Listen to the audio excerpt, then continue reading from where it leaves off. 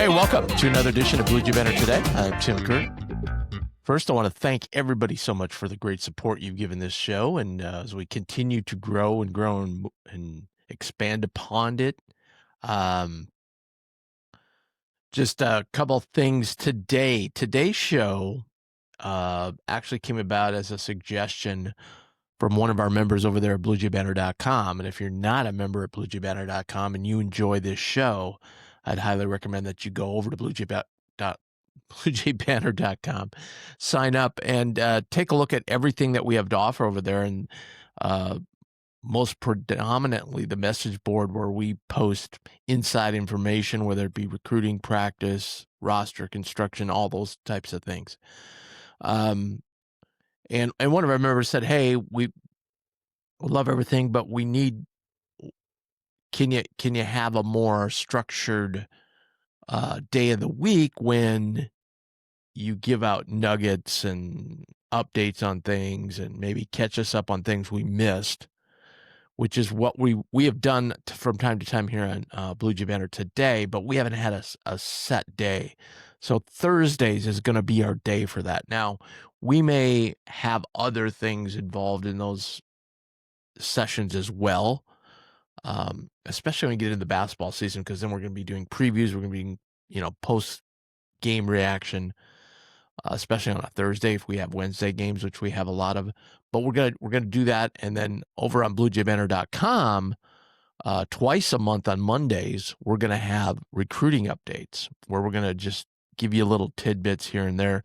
There's not a lot of information that comes out a lot of times, but we'll give you information on everything that goes on with recruiting on Mondays there, and that'll be a members only thing. So, like I said, sign up today, and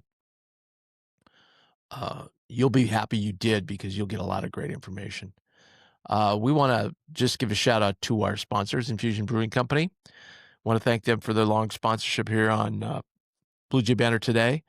Check them all out. Go to infusionbrewing.com. They've got all their fall beers ready to go. Should be another fantastic weekend to go out there and sit outside in their patio. Get a flight. They have these flights where you can taste all kinds of beers, and I'll guarantee you'll be walking out with 3 or 4 6-packs when you're done. So check it out. That's infusionbrewing.com.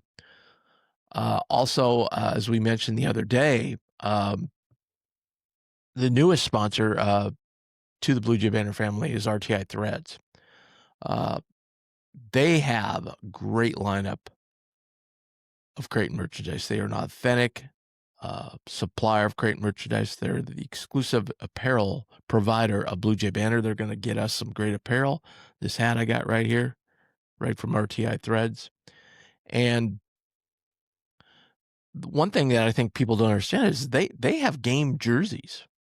I know last year when we had the event with Kalkbrenner, a lot of people purchased jerseys from them and then had Kalkbrenner sign them. So those are great memorabilia keepsakes. So they have that as well. Plus they have apparel for all kinds of occasions, and whether it's winter, spring, summer, fall, they've got tons of apparel, Jay's gear, and everything you can think of. T-shirts, long sleeve tees, quarter zips, coats, hats, fleece, sweatshirts, you name it, they've got it. So check them out. That's rtithreads.com. Okay, so let's just dig into news and notes here. First of all, I just want to touch on the volleyball. They're on the road this weekend. I think they have only so many road trips in the Big East, right? So I think this is probably an important one for the Jays, and they got to go to Villanova. I know we're all, maybe myself included, kind of poo-pooing everything else they do after that dominant performance against Marquette.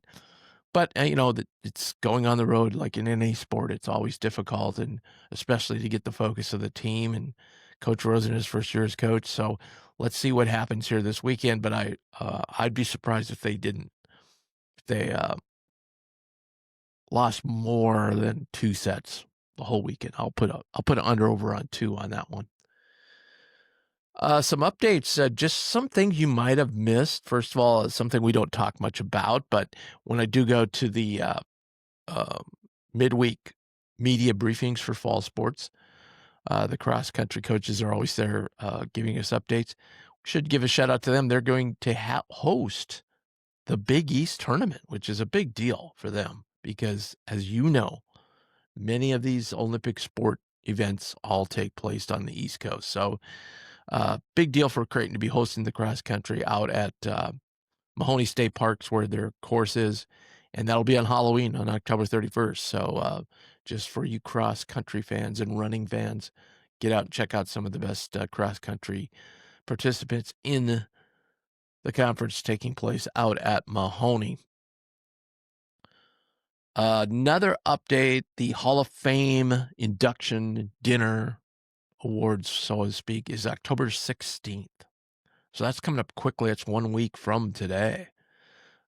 So you can get tickets. Just go Creighton. They've got a link there where you can pop on and get tickets. And, of course, several inductees. I guess it's the biggest class they've ever had. But, I mean, the main inductee is obviously Bruce Rasmussen. So go there and check that out. Creighton University, once again, received a top 50 ranking, which is, we don't talk much about academics here, and we probably should.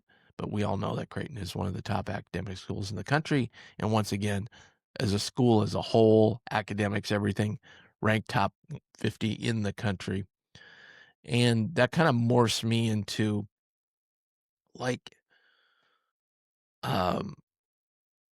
with all the construction, with the new Fly Together project, with everything going on down there on campus, there's tons of construction. And I got word yesterday that, they've already begun construction on the Performance Center. And I think I mentioned the other day, a lot of that's when you say begin construction, you don't drive by there and expect, frame buildings up. There is so much work to be done. I talked to one of the contractors, so much work to be done in the ground and below the ground. You can imagine that part of the city's been there forever. And so there's all kinds of things underground that they've got to take care of and do before they can get the ground leveled, stabilized, and ready for construction. So tons of stuff going on there, but that process has already begun. Baseball field's well underway. Of course, softball field's already completed and just a fabulous facility. And I just can't wait for everything to get done. The other cool thing, as we discussed, is the jaywalk, which is going to be kind of a sidewalk thing out to the east end of the campus where, there's tons of growth going on right now with the Kiewit headquarters and then apartments out there as well. So another place to go. So go drive by there. Like I said, go by there sometime and check it all out.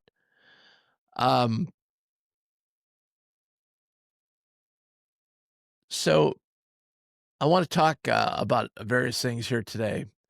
First of all, season tickets, there's been some confusion that season tickets, as far as I know, and every word I got, season tickets are included with these exhibition games. So you'll need your season ticket to get into the exhibition games on a week from Friday and then the following Saturday.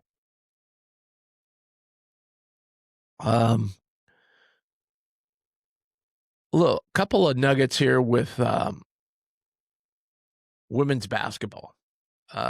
We've talked a little bit about women's basketball. We haven't really gotten into it. Of course, as you know, Coach Flan has an extremely young team this year. And it's going to be a real challenge, especially early on. And so, I've been to 2 practices, I think, and they've, the things they're working on are very elementary, like getting people in the right spots. And, Mac talks about that on the men's side too, when you get a bunch of new players like they have this year.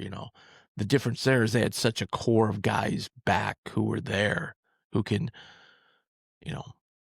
move the culture with these new players and help them out with everything, the complex offense, the defense, and so forth. Same way on Flan's side.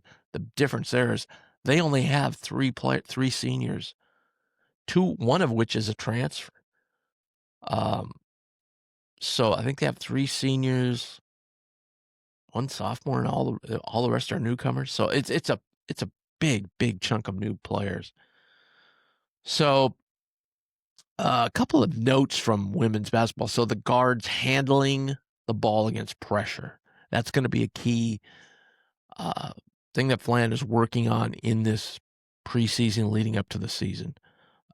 That's something that, especially as they face teams like UConn and so forth, we've seen the pressure that their guards can put on teams.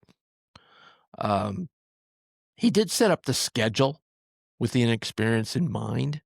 So that's probably why you're seeing maybe a schedule that's not as crazy difficult as they've had it at some points, and kind of working their way into what's going to be a very good Big East Conference schedule. So that's the thought process behind there, and I think it's a very good step and way to take it, and because it is going to be a task to get all these players on the same page.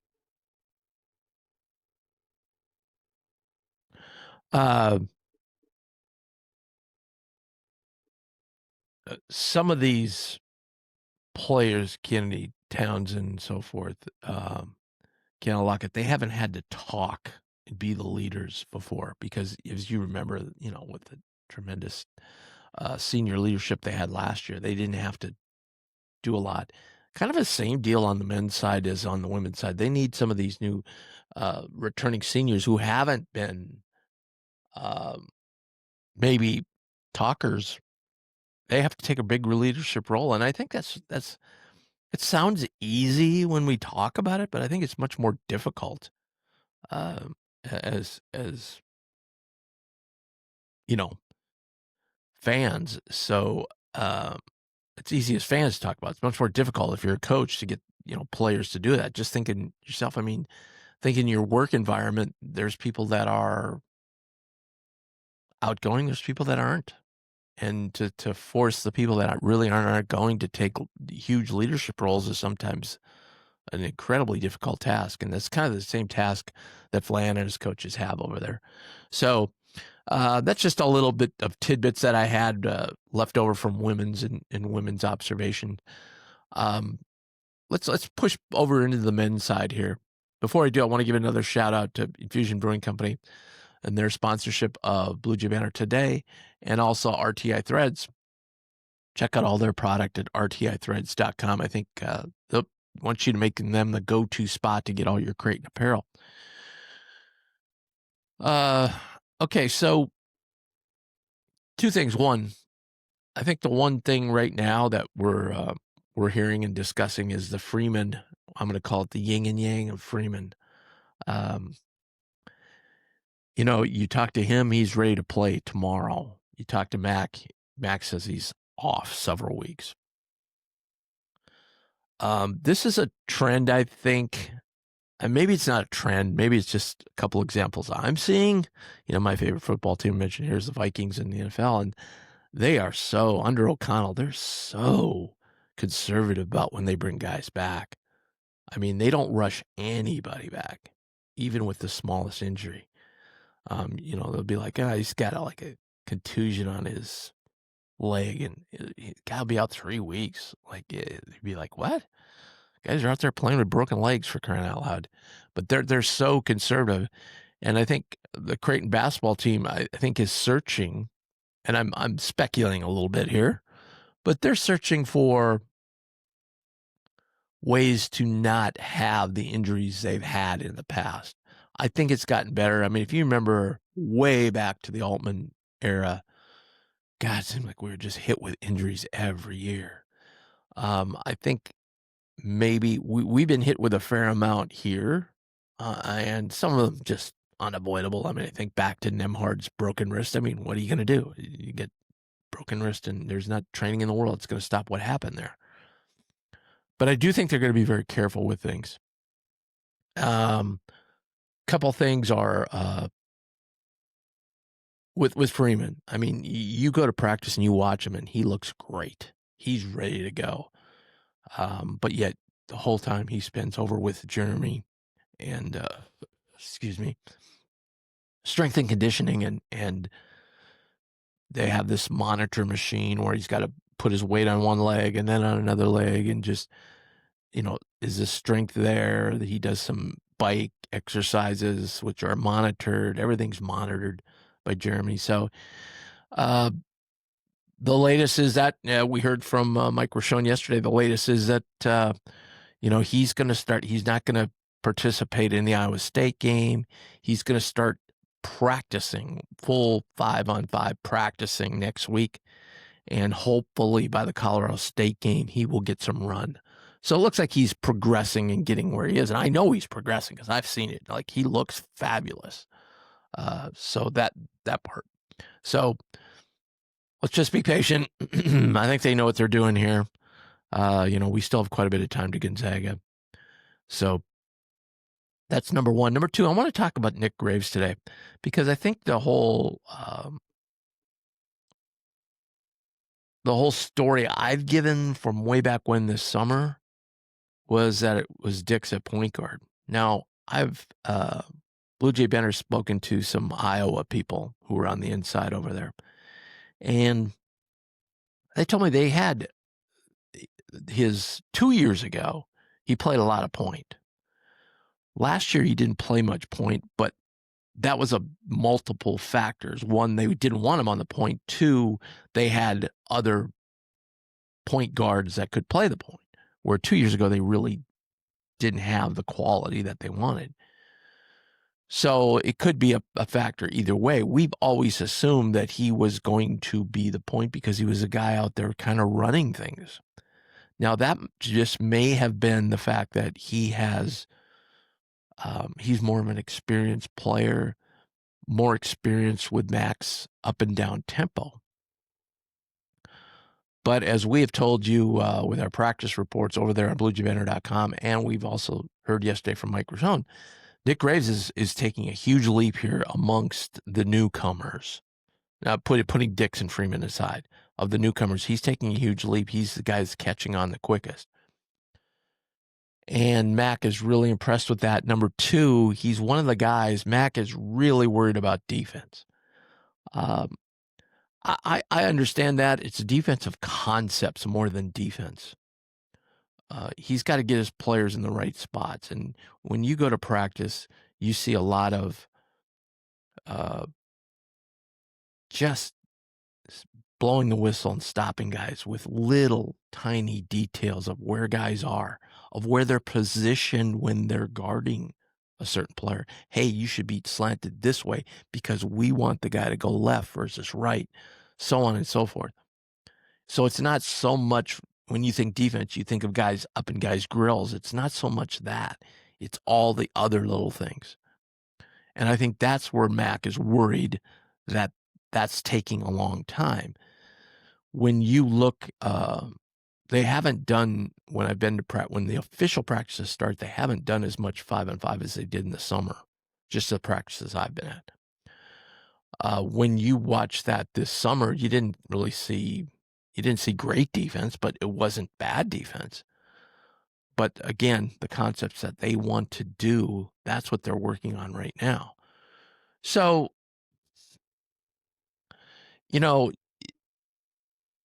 Graves has picked up on a lot of that. Plus, Graves is a guy who can get out and ball hawk a little bit. You go back to his Charlotte days, he could do that. His struggle was, they played at such a slow pace. Creighton plays such a fast pace. And that went all the way down in my observations. It went all the way down to Austin Schwartz. It went to Blake Harper, especially, how fast he needed to get up and down the court. So it went to a lot of the new guys. Not so much Dix. I think he kind of understands it because Iowa kind of plays at a quick pace. But even he had struggles sometimes how quickly he needed to get that ball up the court. So all that being said, I think that there's a real question about Graves starting. And that's coupled with because we've always said if he's going to start, who do you leave off the starting lineup? And again, Mac plays a lot of people. People haven't started and then played 15, 18 minutes in the second half. So starting's a bigger deal to the players and probably the fans than it is to the overall concept and success rate of your team. But probably Jason Green, who I noticed on the last practice I was to, wasn't with the ones. He's been battling a lot of stuff. He does. I can attest that just looking at him, he is battling some nagging stuff because he's just not. He's not as fluid and as energetic and just going all 100% like he was this summer when I saw him. I think we know what we got in Jason, so it's not really a big deal. But again, getting back to the Freeman injury, they're conservative with that. So, but that's just a little bit about Nick Graves, Owen Freeman, and the team in general. And hey, it's media day today. It's basketball media day. I'll be at an event for RTI Threads that I committed to quite some time ago, before I even knew when media day was. But no worries. We have AJ Andreessen, who you've seen on this show many times, and Austin Chapman, who you know from the Bluejay Banter post-game show. More about that in a second. They're going to be there today. And we're working on either putting the whole media day interviews on here on our YouTube channel, which is probably what we'll do, or in some other form. But I would watch our Twitter account today, and we'll have all kinds of stuff from media day. Media day usually is picture taking. It's kind of a little overblown, and if you see media days around the country now, they're going to virtual media days. They're not meeting. Still, some of the big conferences do, but look, you don't, and that's why I'm not going to New York, and I don't know if I'll ever go back to New York for media day, Big East media day, because it's such a scrum. There's so many people there that weren't there when the Big East reconfigured. I mean, it was a pretty small room we were in, frankly. Now there's like 60 people around Hurley. You can't get close to him, or Patino will be nuts this year with the New York media. Mac had his best teams ever, and you would think, they were like one or two in the conference, and you could walk right up and talk to Mac. The East Coast media, they care about Hurley and Patino. A little bit of Cooley. They care about, they kind of, and then always who's ever at Seton Hall, they'll jump at. I mean, back in the day, Jay Wright's the one who took all the media. But same way with our local media. It's very quick. It goes by very fast. It's hard to get a lot of the players because, again, Creighton, we used to have these little press conferences. There was 3 or 4 people there. Now there's like 10, 15 people there on those little small daily ones. So at media day, everybody shows up. The TV people will all want sit downs. So, say Jackson McAndrew, he's going to the 3 TV stations. Boom, boom, boom. Ourselves, Hurrdat, White Blue Review are there. They have Creighton post game there. There's apparently another post game, like we need 3 post games. By the way, Bluejay Banter was the original post game, and that's why we thank you for your support, because we were the original ones who basically set up the format of post game for Creighton years ago. So it's hard, and you've got Creightonian people there. You've got people I don't even know who are there. Sometimes Eric Olson, the Associated Press, shows up, comes. You get people from media, like I don't think I've ever seen Nick there, because Nick has access whenever he wants it. But John Bishop will be there. He's been there on and off. Connor Happer is there, who's not there on a daily basis type thing. So there's just a lot of media. So it's hard to get players, and you don't get a lot of time with the players you do get. So just keep that in mind. That's why if you're seeing today, you're like, hey, they didn't even talk to Jackson McAndrew. Yeah, that's because Jackson was taking, like last year was Kalkbrenner and Ashworth were hard to get talked to. But anyway, we'll have full coverage of that today. And then yesterday we got in the studio over there at Let It Fly Sports Bar in downtown Omaha, the fantastic podcast studio where we'll be doing all of our home post games just like we did the last few years. The road ones, we've decided to do it right here with our Riverside platform, which is fantastic. And we're going to do those remotely. It will be just a better experience for you, the fans, because number one, we will 100% have your reactions and feedback. You'll be able to jump on like you see if you see any of the big national podcasts. Like I think the one, again, back to the Vikings, they do, Purple Daily does a post game, and they have viewers from all over the place. People that went to the game, whatever, show up on the shows, and that's what we want to kind of create, the same kind of thing. Was we like, because our shows are better when we get all of your feedback. So we'll be able to do that remotely. Plus, we'll be able to get on much quicker right after the game. So it'll be kind of an instant reaction thing. So we're really, really excited, and we want to get a couple of more sponsors. By the way, if you have a business, I'd like to get your name, like RTI Threads, on here every day. Check us out, because we just send us the email, bluejaybanter@gmail.com. We'd love to have you, and it will enable us to do more things with our post-game coverage this season. But we're all set. I will be out of town on Friday. I know there's a lot of things going on. I think, isn't there a Husker? I think there's a Husker football game, frankly.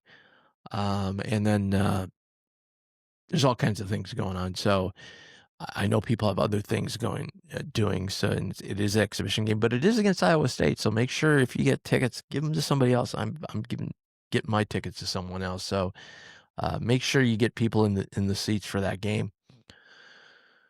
Okay, I think we've updated you on everything. If there's other things you'd like to have updated, just put it in the chat down below, or send us an email at bluejaybanter@gmail.com. We'd be glad to answer questions, do this all on Thursdays, answer questions, get our comments. Maybe there's something we need to dig into a little bit to find out an answer for you. We'd be happy to do that. So make sure you check out everything here daily. So now we have 2 daily segments, and I should mention just real quickly. So we're going to have this Thursday segment. We'll name it something. But it's basically going to be an update session. News and notes is kind of what we've called it so far. And we also have the Random J of the Week. Now, I'll just say, as we move forward and we start getting into more heavy basketball coverage, there's 2 games a week. You're going to have a pregame show leading up to the game that day, then kind of some more post reaction the next day, and then we're going to do this on Thursdays, and then boom, you're into the Friday where you're doing a preview for the Saturday. So the days get eaten up very quickly, and keep you updated on the women's team as well. There'll be weeks where we won't do Random J of the Week, but we'll do it as often as we can, because I know a lot of you like that segment. And we do have the guy from Classic J's on the one next week, so that'll be exciting. All right, thanks so much for joining us. Really appreciate it. Hit that subscribe button. It helps us out a ton, and a bunch of you have done that. We really, really appreciate it. Plus, you get little updates, because these don't come out exactly the same second every day. And that way it'll pop up on your phone that you have an update, and that the recording is ready to go for you to listen to. Make sure and check out all the others. If you listen to your podcast everywhere else, Spotify, Amazon, Pandora, newly on iHeartRadio, you can hear them all right there. So check it all out. Thanks so much. We will see you tomorrow.